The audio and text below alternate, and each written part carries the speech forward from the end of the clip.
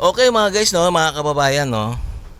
Dumating na pala, no, yung isa sa mga malulupit na missile system ng Amerika. Dumating na dito sa Pilipinas.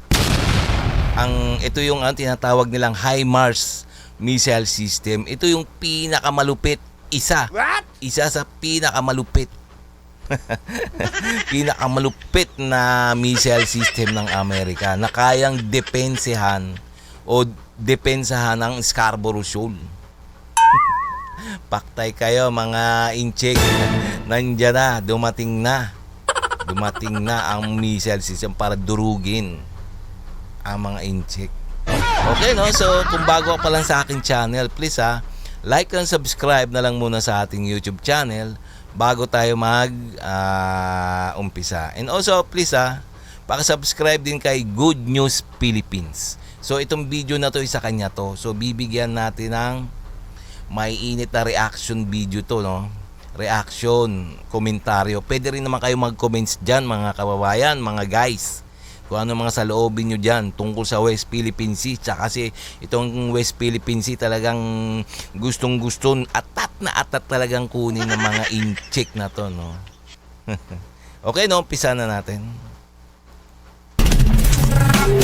Matapos ang 50 araw, ang ikalawang batch ng mga Garani 6x6 Armored Personnel Carrier ng Philippine Army ay dumating na sa wakas sa Manila Port. Nitong ika-30 ng Oktubre taong kasalukuyan, ang second batch ay may kabuang siyam ng mga Garani Armored Personnel Carrier. Nauna nang na-deliver ang 5 sa mga ito noong taong 2024 sa bansa. Sa kabuuan, nasa 14 na mga Garani APC 6x6 Armored Personnel Carrier ang nasa Pilipinas at 14 pa ang kailangang ma-deliver ng Brazil sa bansa. Ang siyam ng mga bagong armored personnel carrier na ito ay lalagyan ng mga combat system at armas ng kumpanyang Elbit System ng Israel sa Pilipinas. Ito ang patunay ng Armed Forces of the Philippines Modernization Program ay patuloy na umaarangkada. Hindi man makapaniwala ang China sa pasabog na Wow, talagang meron na tayo talagang umaarangkada na ang AFP modernization ng ating bansa.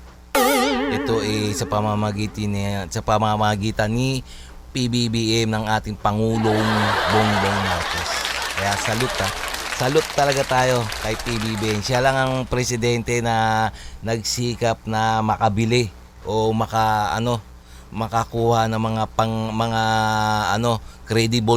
credible defense ng ating bansa. Talagang high-tech na talaga ang administrasyon, ang ating Armed Forces of the Philippines.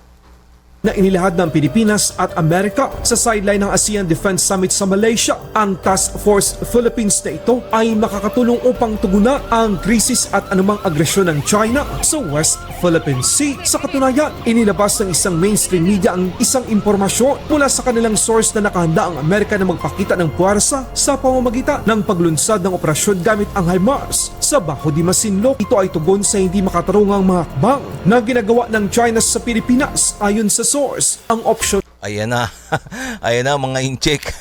Ayan na mga inchik kayo. Magdi-deploy na talaga ang Amerika ng mga HIMARS missile system. HIMARS na missile system dyan sa lugar natin. Itong ay patungo lang, itong mga HIMARS missile nito, itong malulupit na missile system ng Amerika ay nakatutok lang sa Scarborough Shoal. Patay kayo mga China pag gumalaw kayo diyan ng mali o may kalalagyan talaga kayo.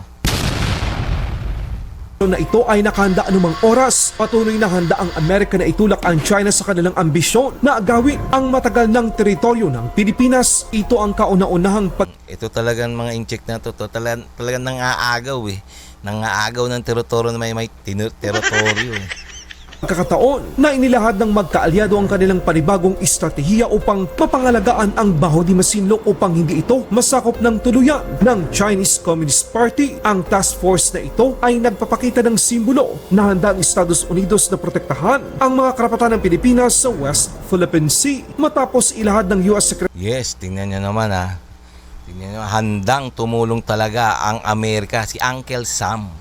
si Uncle Sam hanggang tumulong sa Pilipinas. Kaya paktay na naman kayo mga inchik.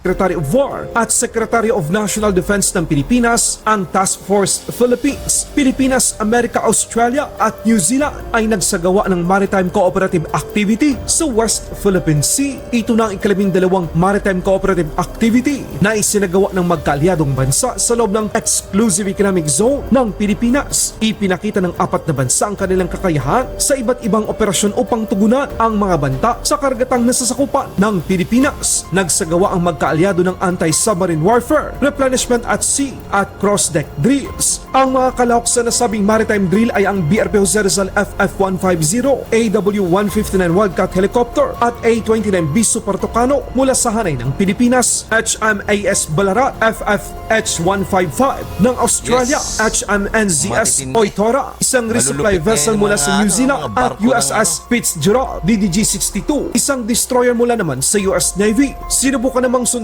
ng 5 barko ng Chinese Navy ang Maritime Cooperative Activity pero hindi ito nakagambala sa anumang magkaalyadong bansa.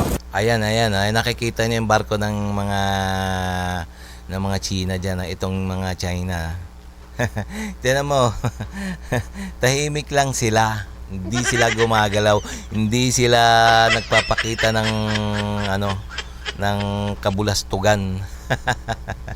Tahimik na tayo. Kung ba nababahag ang buntot nila pag nandyan na yung mga kaalyado ng Pilipinas. Kaya paktay kayo mga China na naman.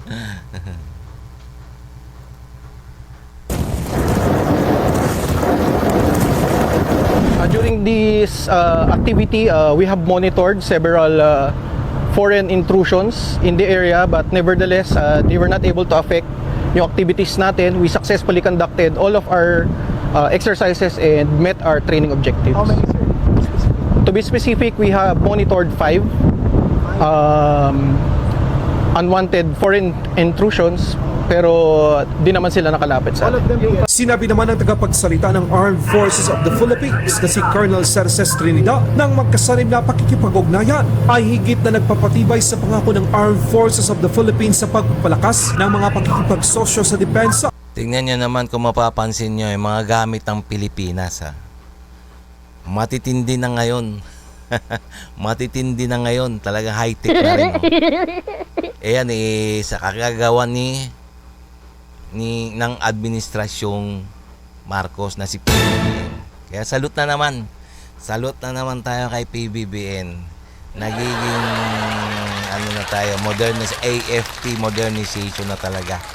Ayos.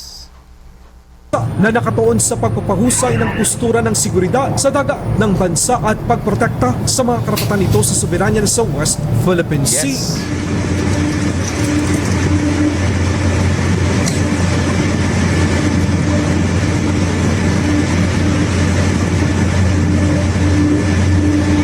Okay, mga guys, mga kababayan, so hanggang dito na lang tayo, no.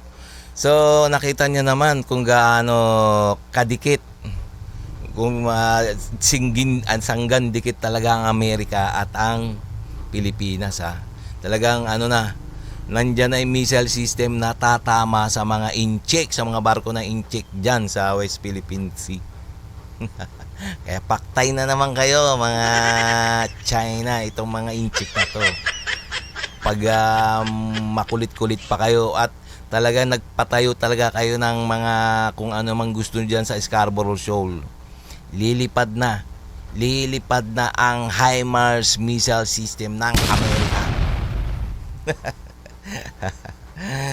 Talagang gumawa, nagkasundo na sila ang Amerika at ang Pilipinas na maglalagay ng missile system para lang sa Scarborough Shoal.